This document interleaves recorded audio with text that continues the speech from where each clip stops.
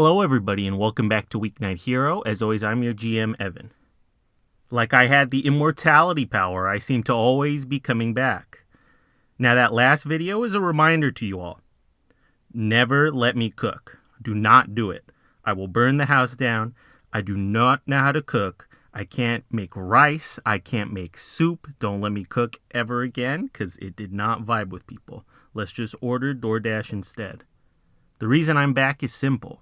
Mutants Masterminds is announcing their 4th edition. What better way to usher in a new age than adding my 2 cents to the conversation? With the playtest documents coming out soon on the 31st, I thought I could continue with my very helpful persona and start teaching this new class of players how to do it in 4th edition. Now, if we look at the announcement, it notes the return of 6 abilities: strength, stamina, agility, intellect, awareness, and presence. They are now the core abilities, and gone are dexterity and fighting.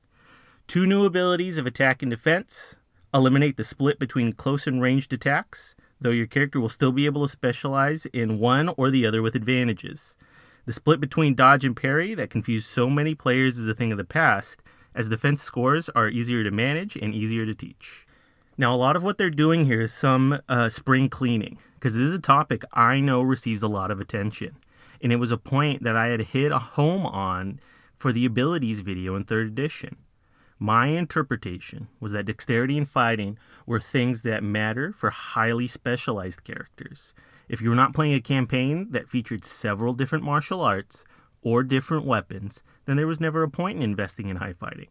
I always felt that there was a better, clearer way of handling this, and it is for that reason you almost never see any dexterity or fighting investments in the characters I make. The move to attack and defense is a good one. There really is only 2 sides to this decision. Either it matters, not at all, or it matters too much. In the future, this will almost certainly mean that people will heavily invest in either attack or defense or both. And I think it's a point that needs to be conceded. People still invest in it in a roundabout way by still investing in the close combat skills, in your advantages, or just relying on particular types of weapons. So anything to make it clearer helps bring people in. What I am most excited for in this move is the change to general defense and dodge and parry. I'm guilty of never differentiating them. Having multiple numbers to keep track of is frankly time consuming, and I can understand why your average GM wouldn't want to do it, especially if you have multiple characters, and God forbid you have multiple enemies fighting multiple characters where you have to keep track of dodge and parry. The distinction between the two should feel organic. A martial artist clearly has higher parry than dodge, and it should only be brought up when there is a rare difference, not as an idiosyncrasy on every character sheet for every character participating in the encounter. But overall, I think it's good because this has always been a necessary change. Players now have access to 1 reaction action for each round, opening up design space for powers, advantages, and interactions that thrive on timing and reflexes. Expect new tactical options for teamwork and clever maneuvers. The move action has been renamed to simple action, as more possible actions than just movement will be available for it as well. Now, this is a definite change that I genuinely agree with. Most of all is that reaction action. There are a few actions I think would make excellent use of it, particularly because we already have things like ready, triggering abilities, triggering powers. So many moves take place in reactions already. I think it would be a great way to speed up combat or progress scene resolution. The real reason is we're playing games with superheroes. Now, the reason I think so is because we're playing games with superheroes. Why is your power level 13 Superman work the same way as an average citizen? Now, if they can go further into a speedster character or allow martial artists to make 2 actions in a round, then we would actually be changing the whole game because there's a mechanical difference between certain powers. I don't know what the future entails, but I think I might just make custom reactions for archetypal characters just to differentiate them even more. Damage and afflictions now use the same base calculations, 10 plus the power rank. It's more elegant, more intuitive, and simplifies the transition between effects. Another simple change that I like. It's another calculation that a GM needs to be aware of, and the damage calculations have never quite been intuitive for most players. I mentioned in the combat video that combat, particularly at low levels, should focus on being more accurate rather than being strong, because the damage power is strong enough that even a minimal investment is enough to injure or knock out an opponent by sheer luck. It also factors into taking damage. If you have a high attack, a hit is almost always going to injure, and it is almost always going to daze with it. Often that first hit means that people will be playing with less than their total fighting strength after the first round, so this change is warranted. Hopefully they continue to add something like a stacking system to receiving injuries past the second degree, like they do for the third, because then combat will not be so randomized.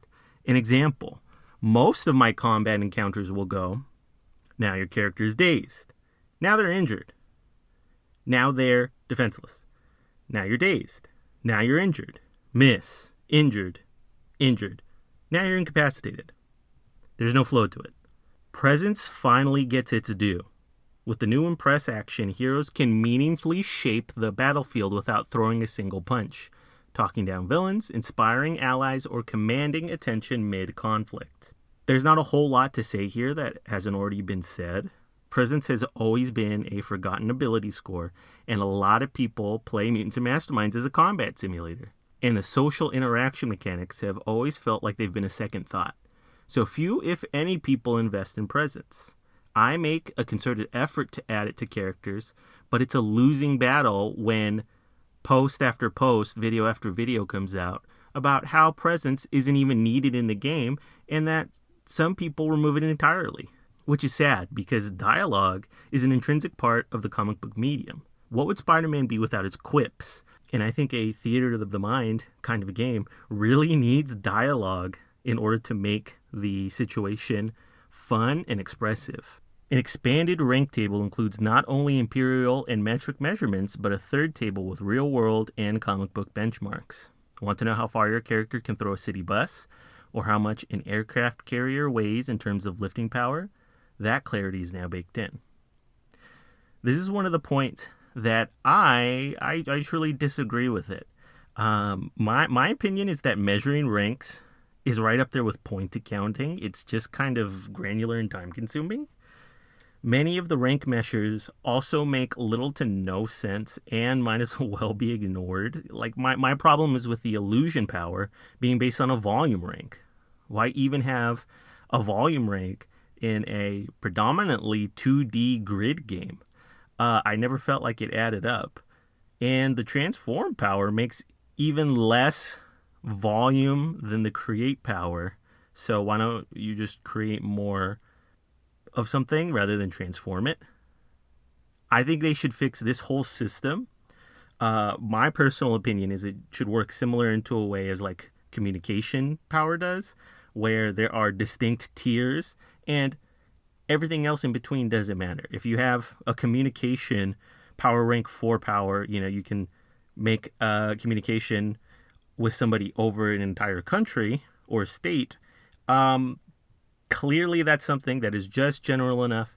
And if your character says, I don't want to be able to communicate with people across an entire state or country just because I think I should work for it more, who cares? That is by definition role-playing in a role-playing game.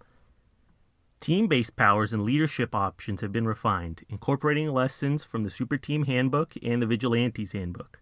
Now it's easier than ever to build that charismatic field commander or tactician. This is another area that we lacked in 3rd edition. There are a smattering of advantages that could aid in teamwork and team attacks, but they did not want anyone to overcome power level without suffering steep costs. Heroes could not really improve other people's chances without using extra effort or hero points. This is the reason why the teamwork advantage is so powerful and why it should be included on just about any character, particularly if you're going to have more than 2 characters, which is just about every game. Teamwork has always been the name of the game in 3rd edition. Set up at its basic rank is only usable with other team members in the round. Team attacks allow you to overcome power level. Mutants and Masterminds has always been about who has more guys. I'd like to see where this goes to see if it can change that in any kind of way. Drawing from power profiles, gadget guides, and over a decade of design evolution, both powers and gear have received a full review and overhaul. Expect tighter rules and broader options. Like I mentioned in the measurements table part of this video, some powers just require a whole dimension of reworking in order to make them useful in your campaign, and they just don't get used in the way that they're supposed to. Movement powers are one of those. So are sensory powers, mainly because now you have to have distance and time as factors in your encounter, which might preclude some people, but are the only way some characters can stand out. It's always been a thing with speedsters. There's never a need to increase your movement so far that you're able to travel 10 miles in a round. What does that mean? You're able to fight somebody in a different area and come back into another area. And that was kind of the point of my statement. Now you're creating multiple dimensions of combat that people can move to and from. If you want to do it, it just seems complicated. And don't even get me started with weaken.